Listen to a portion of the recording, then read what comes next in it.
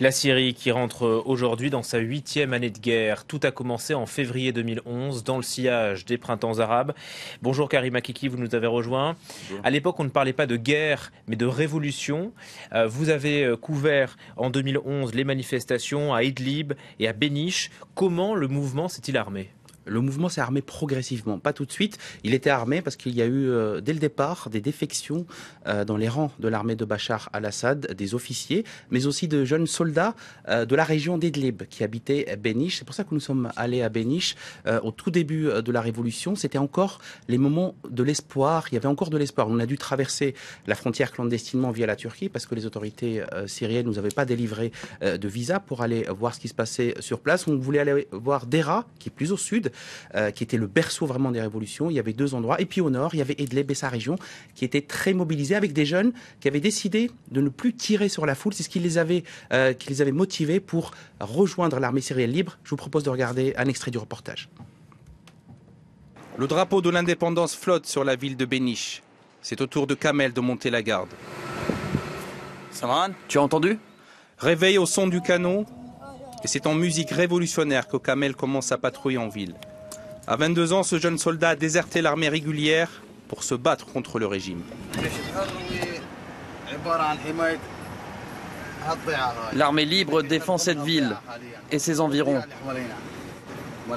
Notre mission principale, c'est de protéger les civils qui manifestent tous les jours pour faire tomber le régime sanguinaire de Bachar al-Assad.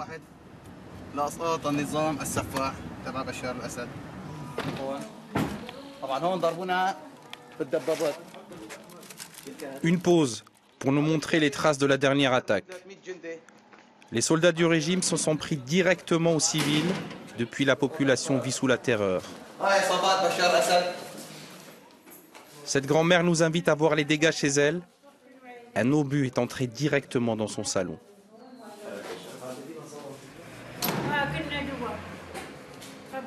On était cachés à l'intérieur et les obus pleuvaient sur nous de 20h jusqu'à 3h du matin.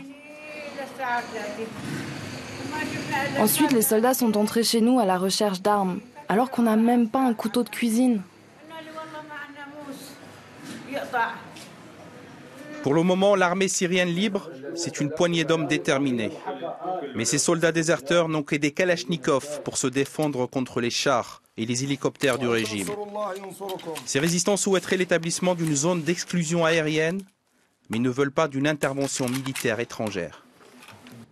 Voilà pour ce reportage. Karim, que sont-ils devenus ces combattants ? La plupart de ces combattants sont morts. Il y a eu deux étapes. La première, c'est que la situation politique et militaire a changé sur place. Très vite, des groupes djihadistes, on pense notamment à Jabhat al-Nusra, sont arrivés sur place, ont pris la ville. Et donc, ils n'avaient pas le choix. Ils ont été intégrés dans les milices de Jabhat al-Nusra, qui est une émanation d'Al-Qaïda sur place. Ils sont allés au feu directement. Ahmed, qu'on voit dans le reportage, à 21 ans, est mort 6 mois après notre départ. Et depuis, il ne reste plus personne de cette armée syrienne libre qui tenait la région d'Idlib à Béniche.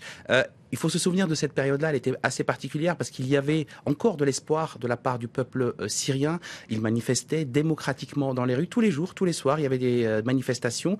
Puis très vite, ça s'est tendu. Ils ont dû choisir leur camp entre l'armée de Bachar al-Assad ou alors les djihadistes qui arrivaient sur place. La situation a été très compliquée pour eux. Progressivement, ils ont intégré soit les groupes djihadistes, je parlais de Jabhat al-Nusra, soit ils ont décidé de purement et simplement quitter la région. La plupart n'ont pas eu le loisir de quitter la région. Ils étaient jeunes, il y avait des boulangers à l'époque, on se souvient, des instituteurs qui avaient décidé de prendre les armes pour défendre leur famille. Quand on voit le cas des déserteurs de l'armée syrienne qui sont allés vers l'armée syrienne libre, on le comprend parce qu'ils demandaient, le régime de Bachar al-Assad à l'époque, leur demandait de tirer sur leur propre famille qui manifestait. Tous ces militaires qui étaient dans l'armée du régime ont décidé de la quitter pour se battre justement et libérer leur pays. Pour le moment, ils n'ont pas réussi. Les dernières informations que j'ai de la région, du groupe avec lequel j'étais, je vous le disais, ils sont tous morts. Ou alors, ceux qui sont restés sur place vivent une situation humanitaire et sanitaire catastrophique pour le moment. Voilà, c'était il y a 7 ans et depuis au moins 350 000 morts en Syrie. Merci beaucoup. Karim Akiki.